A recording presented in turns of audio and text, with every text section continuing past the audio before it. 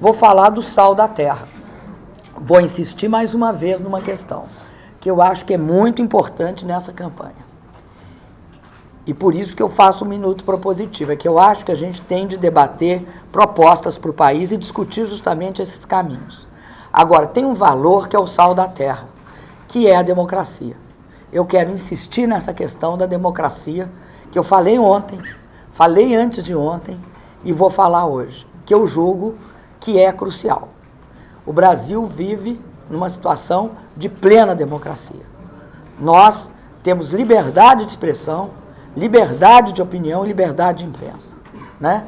E eu acho que a gente ser uma das maiores democracias do mundo e, ao mesmo tempo, também ser um dos países com esse grande potencial, mostra simplesmente que o Brasil está no rumo certo. O Partido dos Trabalhadores considera que seria uma forma de cercear o voto, né? De diminuir a possibilidade das pessoas votar. E principalmente nesses últimos dias, quando a gente vê filas imensas dando volta nas quadras. Não sei se aqui no Rio Grande do Sul, tá? Aqui é muito. Aqui se ouve isso, nos outros estados houve, né? Muita gente no final, até porque o pessoal porque a data era uma, né? Prorrogaram para o dia 30, tendo em vista a quantidade de gente que não tinha título, só tinha o documento de identidade. Então, em consideração a isso, né, era essa a avaliação que existia. Agora, eu sugiro que aí vocês entrem em contato lá com o Dutra, que ele vai poder dar uma informação bem precisa. Mas, em princípio, vamos dizer, o conceito foi esse. A quantidade de gente no Brasil que tem o documento de identidade e não tem o título. Na sua expectativa, a eleição termina no outro domingo? Olha, eu acho, sabe, que nessas questões, quanto menos expectativa a gente construir, é melhor. Agora, eu acredito que, de qualquer jeito, eu represento uma proposta no Brasil, a proposta de mudança. Acredito que o povo brasileiro vai votar na mudança. Agora, se termina no primeiro ou no segundo turno, só as urnas dirão. Porque se a gente ficar falando, olha, vai dar isso ou vai dar aquilo, fica mais ou menos uma loteria, né? E não é muito correto, porque prognóstico a menos de 9 dias, 10 dias da eleição, é uma temeridade. E é um desrespeito também ao eleitor alguém chegar aqui e falar, não, tem de ser assim ou tem de ser assado. Tanto aqueles que dizem que tem de ser no primeiro turno, como os que dizem que tem de ser no segundo turno, eu acho que forçam um pouquinho a situação. Na verdade, tem de ser o seguinte, tem de ser por maioria, como a lei diz, por maioria, né, do voto secreto, né, de toda a população brasileira. Quem ganhar, a maioria está eleito no primeiro turno.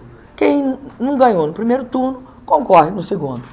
Agora, é isso, não vejo imperativo, assim, tem de ser assim ou tem de ser assado. Eu queria perguntar um pouco sobre o clima desses últimos 10 dias. Na semana passada, o presidente Lula, o presidente do seu partido e a senhora foram, digamos, entrar em alguns embates com a imprensa. Como vai ser esse clima agora? Ana Flor, o meu embate, e aproveito que eu estou aqui no Rio Grande do Sul, o meu embate decorreu do fato que publicaram de forma não correta algo a respeito das minhas contas aqui no estado do Rio Grande do Sul, no Tribunal de Contas do Estado. Então, eu não tive nenhum embate que não seja um embate a respeito de uma coisa que eu considerei que foi errada em relação a mim, que era aquela manchete. Por quê? Porque ontem mesmo, se eu não me engano, o Tribunal de Contas do Estado do Rio Grande do Sul publicou uma nota protestando, né, quanto ao teor da matéria, porque ela não é correta. Isso não tem nenhuma crítica à imprensa em geral. Tem uma crítica contra uma matéria específica, que é algo que é absolutamente, vamos dizer assim, faz parte da democracia o contraditório, né? A pessoa poder falar uma coisa e a outra falar, não é assim, foi assado. E o que eu disse foi o seguinte, está errado. Eu tive as contas aprovadas, né? É a mesma coisa que Daqui para frente, se não vale as contas aprovadas no TCE, não vale conta aprovada de ninguém no Brasil, né? Então, é só por uma questão de justiça comigo mesmo.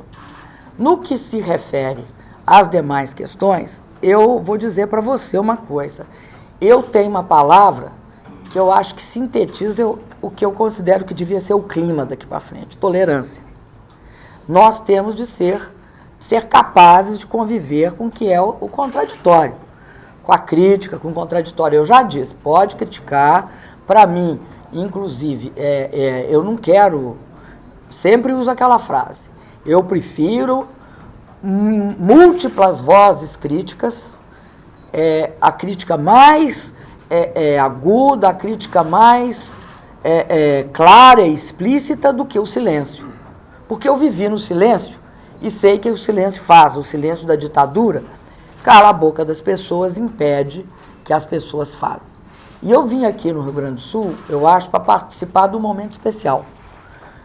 Eu considero que a eleição do Tarso Genro, aqui no estado, é uma eleição que vai contribuir muito para o Brasil mudar. E especialmente para o Rio Grande mudar, né? Então esse é um momento, para mim, muito bom. Tem Petrobras, né? E tem esse momento da campanha, que é um momento que é uma comemoração democrática. Vamos reconhecer que nós somos um dos países emergentes, né? Um que vive a plena democracia. Que país emergente, gente? Tem, né, 27, né, Beto Grilo? 27 estados com disputas na maior tranquilidade, e nós vamos ter uma eleição que eu tenho certeza que será uma eleição que vai contribuir para o país seguir em frente. Candidata, a senhora falou que não quer ficha suja no seu governo se for eleita. Eu gostaria que a senhora fizesse uma avaliação dessa decisão, do empate que aconteceu no Supremo sobre a lei da ficha limpa. Olha, eu geralmente, eu quero te dizer o seguinte, do meu ponto de vista e do ponto de vista da minha campanha, nós somos a favor da lei da ficha limpa. Um dos coordenadores da minha campanha, o Zé Eduardo Martins Cardoso, é um dos relatores da lei da ficha limpa. Agora, eu sei que a matéria saiu dessa instância e entrou numa discussão que só o Supremo desempatará. O que eu gostaria é diferente do que pode acontecer, ou não. Eu gostaria que houvesse uma decisão, né, que se o Supremo se manifestasse. Agora, eu respeito essa instituição, né? Eu respeito essa instituição e acho que a decisão que eles tomaram, nós devemos acatar sem a menor discussão, né? Porque é a Suprema Corte do país, né? E ela é fundamental para a gente ter uma institucionalidade, uma estabilidade e ter um clima, né, de tranquilidade. Espero que decidam,